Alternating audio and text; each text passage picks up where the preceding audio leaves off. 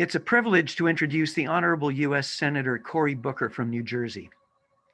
Senator Booker has been an advocate for food and nutrition security since the start of his career in 2006, when he witnessed food insecurity firsthand as the mayor of Newark, New Jersey. During his time as mayor, he was able to bring supermarkets into areas which previously had lacked access to healthy foods. He also spearheaded the creation of community gardens and urban farming.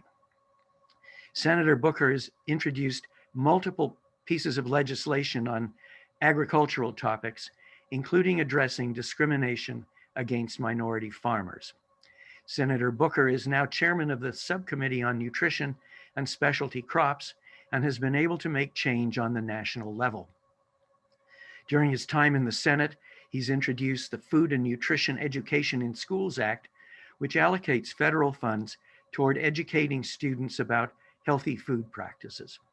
This act especially focuses on neighborhoods with high rates of childhood diet-related illness and those where 40% of students meet the qualifications for free or reduced meals. Most recently, Senator Booker has called for a permanent food box program, which would deliver fresh fruits and vegetables to communities in need of healthy produce. I look forward to hearing more about the important work of the senator, including his plans to expand upon school nutrition education. Thank you, Senator Booker. Hi, I want to start by thanking the American Society for Nutrition for inviting me today to address your Nutrition 2021 online conference. I am grateful to have this opportunity to join you all because as a leading advocate for evidence-based nutrition for the past 100 years, you and your members have played a critical role in addressing the nutrition crisis and are doing that today. We are fighting a real challenge.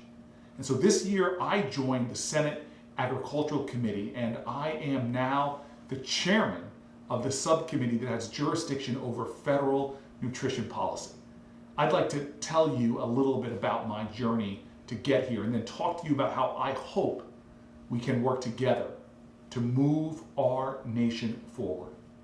In hindsight, it's now clear to me that my journey to the Senate Ag Committee began really 25 years ago when I moved to a place most people wouldn't associate with agricultural policy, the city of Newark, New Jersey. I still live in Newark. In fact, I'm filming this from the Central Ward in my home. In fact, I think I'm the only senator that comes home to an inner city, majority black and brown, majority low income community. My neighborhood is rich with so many things, but we are a community that struggles. We don't confuse wealth with worth. But according to the 2010 census, the median income in my neighborhood was about $14,000. The majority of students in Newark receive free or reduced price lunches. And for too many children, this lunch is the principal, if not only meal, that they can count on each day. When I became mayor in 2006, the vast majority of Newark was in and of itself a food desert, which as you know meant that most of our residents didn't have access to healthy, nutritious food options. So my administration got to work. We were able to attract major supermarkets to build and open in our city, including a ShopRite and a Whole Foods. We provided grants to bodegas so that they could purchase refrigeration equipment and offer fruits and vegetables. And we started growing more food in the city, from small community gardens to multi-acre urban farms. And then we distributed that food through farm stands and farmers markets around the city. But it was very clear that to me, for the very beginning, the scale of the problem we were confronting was too big for any one city to fix. In Newark, as in so many communities in America, we had not only a crisis when it came to accessing food, we also had a nutrition crisis. When I got to the Senate, I traveled not just around New Jersey, but around the country. And what I have seen is that the same broken food system that was failing my community in Newark was failing all of us. In my travels, I have seen a food system that's broken for food workers, food chain workers, forced to literally risk their lives, crowded into meatpacking plants that became hotbeds for COVID-19 outbreaks outbreaks and farm workers forced to work outdoors in close proximity to toxic pesticides and chemicals. I have seen a food system that is broken for entire rural communities who are forced to live near massive manure lagoons, making life miserable for neighbors who have had their clean air and clean water taken from them by large factory farms. I have seen a food system that's broken from a public health perspective, with scientists telling us that the next pandemic is just as likely to start in a factory farm in the US as it is from a wildlife market in some other areas around the world. I have seen a food system where millions and millions of Americans suffer from a hunger crisis or a nutrition crisis or both. I have seen a food system that is definitely broken for farm animals, with billions of animals each year treated with such immense cruelty that we're all forced to look away rather than admit that such horror is a daily reality.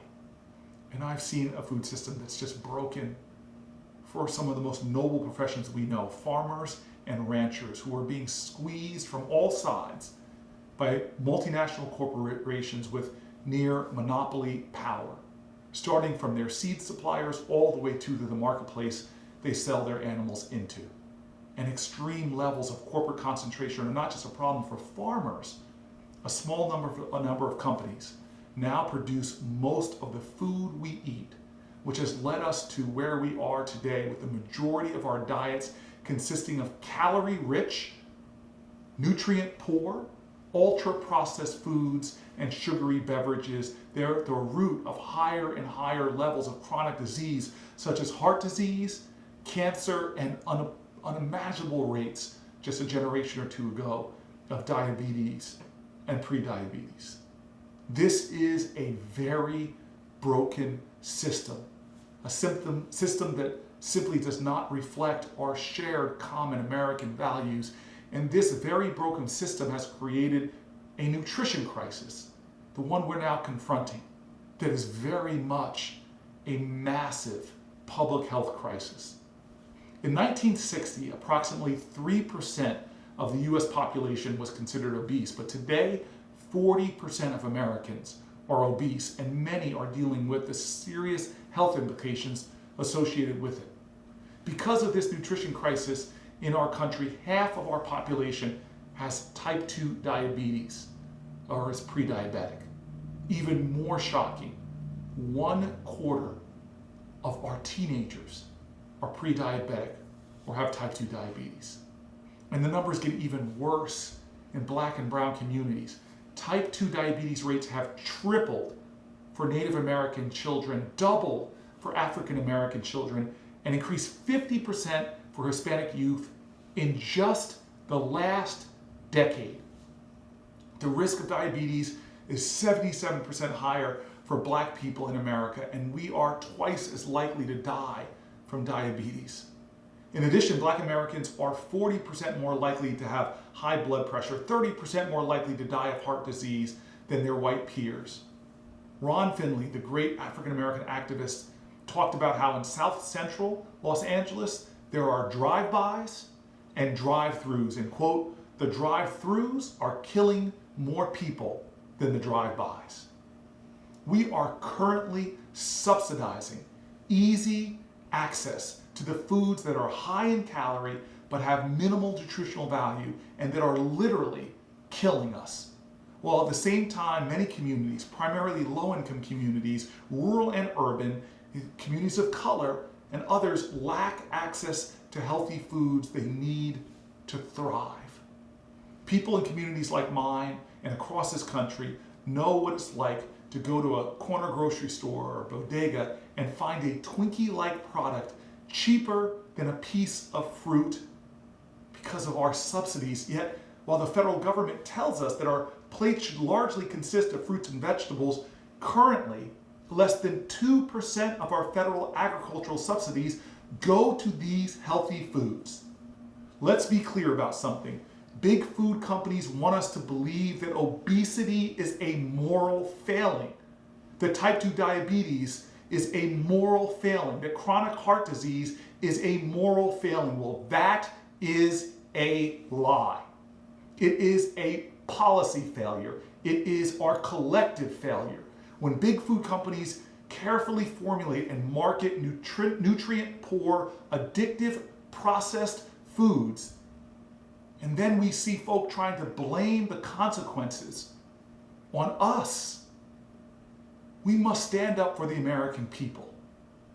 We are no less morally fragile than our grandparents who had scarce evidence of these problems. No, this is something that we all have to take collective responsibility for. This is a broken system. And so the reason I joined the Senate Agricultural Committee is that I believe that there is a movement growing in our country to bring about transformational change to our food and farm system, to create a more just system that reins in corporate power and helps everyone from the end user all the way to our farmers and ranchers, that aligns with our values and that promotes our health. I want to do my part in helping to make this happen, to make justice, as it says in the Bible, roll down like water and righteousness like a mighty stream. So where do we begin? Where do we go from here? Well, in the year I was born, 1969, President Nixon convened the White House Conference on Food, Nutrition, and Health to address the urgent national concern of widespread hunger in America. What resulted was an unprecedented expansion and creation of vital programs, including WIC, to tackle the hunger crisis. Fast forward 50 years, and we are still grappling with the hunger crisis, but now we face a second profound national crisis, national food crisis, one of nutrition insecurity, where too many Americans are overfed but undernourished. Despite being the wealthiest nation in the world, we have created a food and nutrition system that is the major driver, not just of chronic illness and disease, but climate change. Climate change that is impoverishing all of us as we continue to pour massive federal subsidies into products and means of production that are literally making us sick, causing us to spend an ever-increasing amount of taxpayer dollars on healthcare, prescription drugs, and more to treat chronic diet-related diseases. And so I believe we need to rethink, reimagine the way we approach food and nutrition policy, and to reimagine and rethink the way to begin, I believe, is with a second White House conference on food, nutrition, and health that convenes public and private stakeholders to do just that, reimagine federal food and nutrition policy.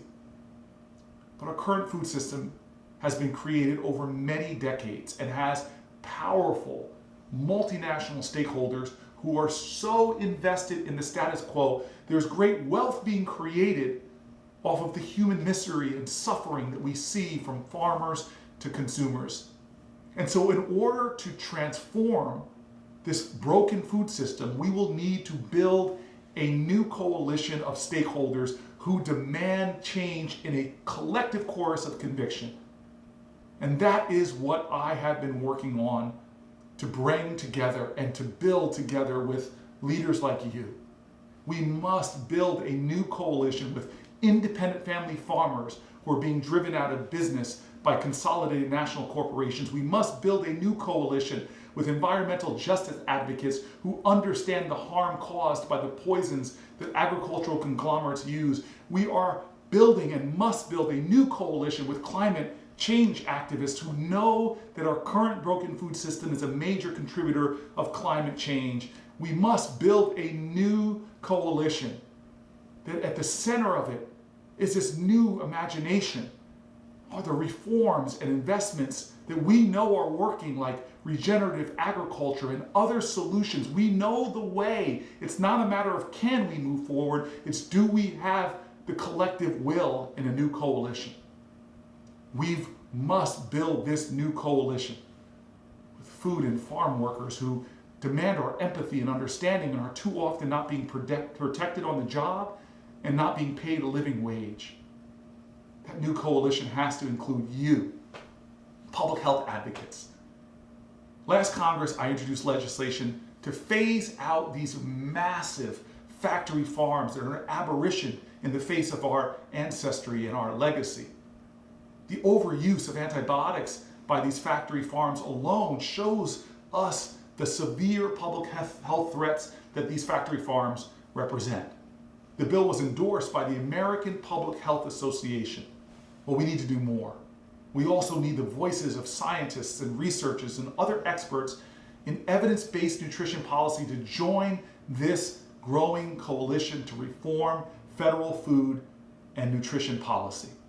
And so as you all gather for your 2021 conference, it is my hope, it is my faith in us as a people that moving forward, the American Society for Nutrition will be a part of the coalition, that chorus of conviction calling for systemic reform, calling for major investments in fruits and vegetables and healthy foods and food systems, calling for an end to a system of subsidized, hyper-processed foods that are making us sick, that are killing us, that are putting our children into closed-off boxes of limited opportunity. Working together, I believe we can transform our food systems, that we can create higher well-being, more flourishing communities, that we can rid ourselves of this ongoing, growing, almost epidemic of chronic disease. I believe that we live in a universe where we are meant to have life and have it more abundantly, that we, the wealthiest nation in the world, can't demonstrate the worst of food systems and food practices, but the best, that we can show the rest of the planet a way forward.